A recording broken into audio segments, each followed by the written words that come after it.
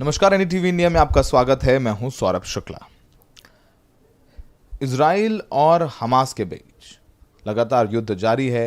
दोनों तरफ से सैकड़ों लोगों की मौत हो चुकी है, लेकिन हमें समझना पड़ेगा कि ये जो पूरा हमास ने हमला कर दिया इजराइल के ऊपर शनिवार सुबह, उस हमले में इजराइल को एक तगड़ा झटका लगा और विश्व में जो एक धारणा थी कि इजराइल सबसे सिक्योर्ड, सबसे सुरक्षित देश है, उसके जो दो खुफिया विभाग हैं, मोसाद और सिन बेत, ये दोनों ही खुफिया तंत्र इजराइल के लिए काम करते हैं।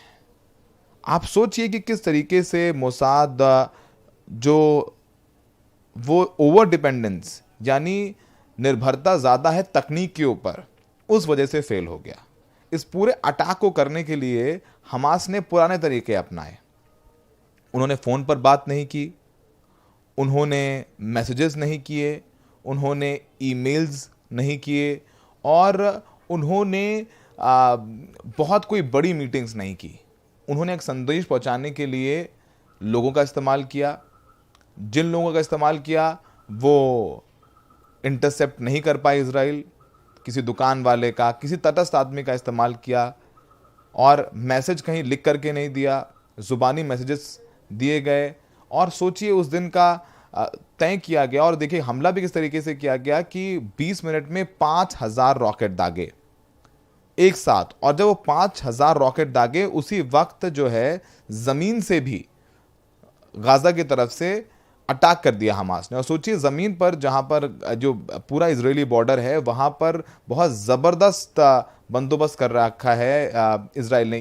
तो आप देखेंगे कि हमास के जो रॉकेट का एक्यूरेट टारगेट है वो भी सुधार हुआ। 2021 में हमास ने 50% रॉकेट से इजराइल की आबादी वाले इलाके में गिरे थे, वहीं 2012 में 22% और 2014 में ये 18% से ज़्यादा।